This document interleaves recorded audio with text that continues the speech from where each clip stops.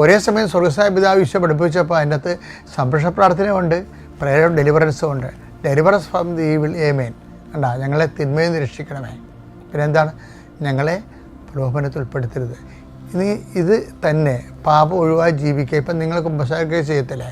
കുമ്പസാരിക്കുമ്പോൾ അതിന് ശേഷവും പ്രായശ്ചിത്തം അച്ഛൻ കൽപ്പിക്കണ ചെയ്താലും ആത്മാർത്ഥമായിട്ട് കുറച്ച് നേരം പള്ളിയിൽ നിന്നൊരു മനസ്സുകളിൽ ദൈവത്തോട് നമ്മൾ പേഴ്സണലായിട്ട് ഇൻട്രാക്ട് ചെയ്യണം. എന്നതാണ്, ദൈവത്തെ തോന്നണം നമ്മളിത് ആഗ്രഹിക്കുന്നുണ്ടോ.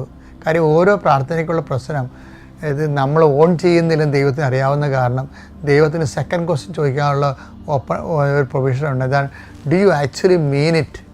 ഡെലിവറൻസ് പ്രെയർ എന്നൊക്കെ പറഞ്ഞു കേട്ടിട്ടല്ലേ?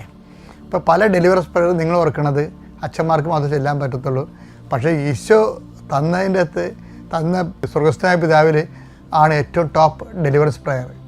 ഡെലിവറൻസ്, അതായത് കർത്താവെ എല്ലാ തിന്മകളും ഞങ്ങൾ മോചിക്കണമേ, ഈ കാലയളവ് ഞങ്ങൾക്ക് സമാധാനം നൽകണമേ, പാപത്തിൽ നിന്നും അസ്വസ്ഥതകളിൽ നിന്നും ഞങ്ങൾ എപ്പോഴും കാരുണ്യപൂർവ്വം കാത്തുകൊള്ളണമേ.